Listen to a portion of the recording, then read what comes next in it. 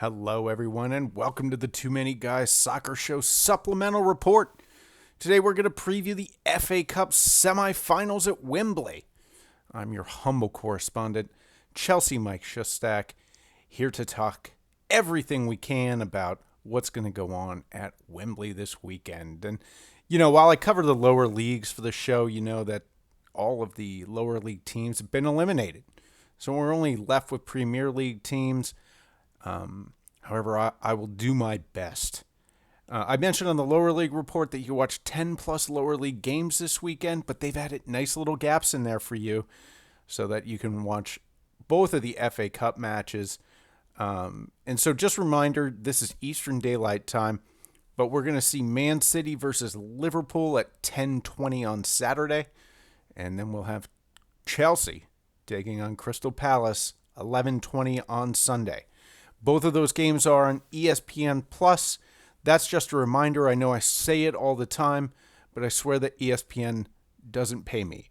ESPN, if you'd like to pay me, DM me. Anyway, let's preview the game that everybody in the world probably wants to watch, minus a few blue hearts in London. It's Manchester City and Liverpool in a rematch of last week's thriller at the Etihad. If you're looking for a better preview than I could ever give you, take the full 90 minutes and watch the match on Sunday. It was breathtaking. But however, meanwhile, both teams have played second leg Champions League matches, and both teams went through. Really, though, it was kind of ugly for both teams for different reasons. Liverpool had grown the score against Benfica to 6-2.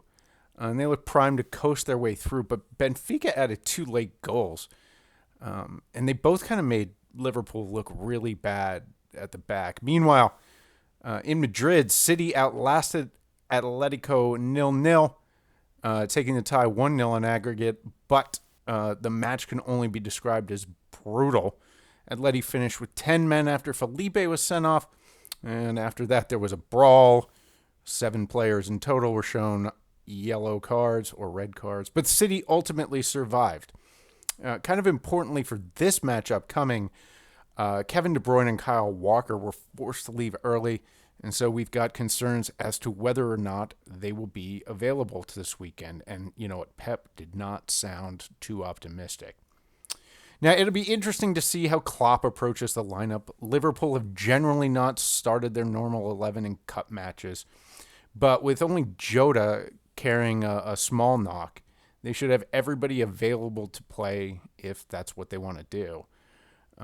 Klopp's been talking his team up in the run-up to the match, and Pep is sharing injury concerns. So all of that kind of makes me think, boy, looks pretty good for Liverpool. Sorry, Larry. City had a far more demanding match in the run-up to this one. And Kevin De Bruyne is still the engine that drives Man City. He's the wind in their ship's sails.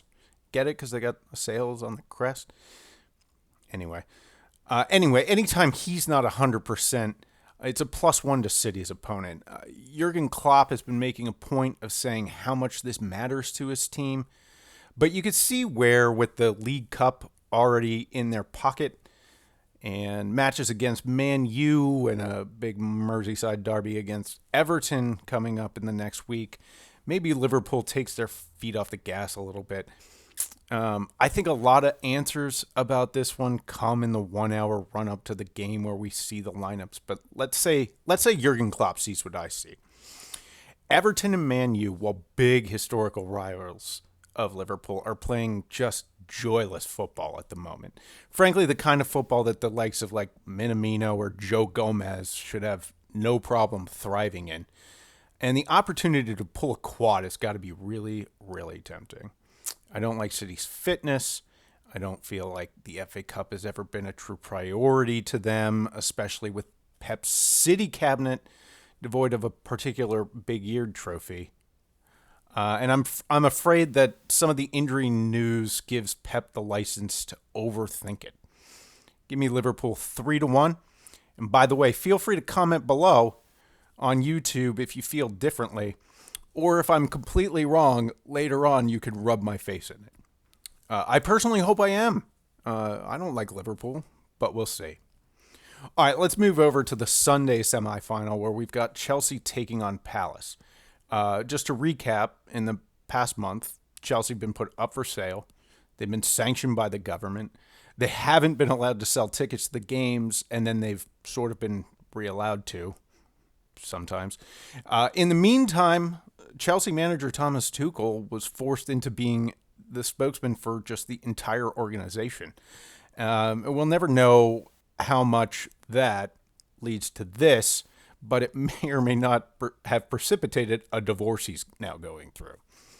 The team got way off the rails. They got crushed by Brentford, and then they were completely humbled by Real Madrid at Stamford Bridge. But something changed. Last weekend, despite usually slumping when they go to the South Coast in spring, Chelsea absolutely crushed Southampton 6-0, and then nearly came back against Real Madrid in the second leg with only the sheer brilliance from Luka Modric and the absolute dearth of that brilliance coming from Christian Pulisic and Jorginho in front of net. Special thanks to the Too Many Guys other supplemental report for covering that in great detail. Anyway, Palace have looked great under their manager of the year contender, Patrick Vieira. I would vote for him if I had a vote in it. And their form has been excellent heading into the last weekend. They were undefeated in their last 7. Their last loss actually coming to Chelsea at Selhurst Park. But then they lost on Sunday to Leicester. And you know what? They could have gone above them in the table. Were they looking ahead? Maybe. But that's the thing for me about Palace. Palace will drop points against teams like Norwich and then hold on for a draw against City. To me, Palace are the kind of team that plays up to the level of their competition. And despite their early exit from the Champions League this week, the defending champs are, I think, the third best team in the world, at least this season. So back in February in Selhurst Park, Thomas Tuchel chose to go with 4 in the back and slip Pulisic in behind Lukaku, Ziyech, and Havertz to match up with Palace's back 4. That's not going to be the Chelsea lineup this time. For one thing, we don't know about Lukaku. They say he's carrying a knock on his Achilles, which is that PR, is that real? Who knows? But he hasn't been playing. I hope Chelsea run the 3-4-3. In the last couple of games, they found success through the wings, and while they might be tempted to start 4 in the back, given that Palace tend to play a 4-2-3-1, 4 big attackers up front, I hope they don't. For one thing, that game in February was boring. It was only saved for me by a Hakim Ziyech winner at the end. And for another thing, if it's working, why change it? For Palace, don't underestimate the absence of Chelsea loanee Conor Gallagher. He sets the table a lot for Zaha and Ayew coming off the edges. In February, they played Zaha straight up front, so it might be Zaha route 1. I could see Palace making a game of this, but for now, I'm going to take Chelsea 2-0. Capitalizing on this new awesome run of form. And Chelsea are recovering right now for one reason, Thomas Tuchel. If he's there and he's engaged, he is probably the best Chelsea manager I've seen in the 20 or so years I've been following him. And I know for a fact, seeing online what I do, that he is the most loved by the fans that I've ever seen. So sorry, Jose, you're not the special one for us anymore. Well, anyway, that's our FA Cup preview from the Too Many Guys soccer show. And while Jose might not be special anymore, I'm still the pretty one at the Too Many Guys soccer show. And trust me, everyone here is thrilled that I've given myself that nickname. So for Chelsea Mike and the entire Too Many Guys soccer crew, we're signing off. But do give us a like below and follow if you like what we're doing. Or subscribe to the Too Many Guys soccer show wherever you get your podcast. That's it for today. Enjoy the FA Cup semifinals this weekend.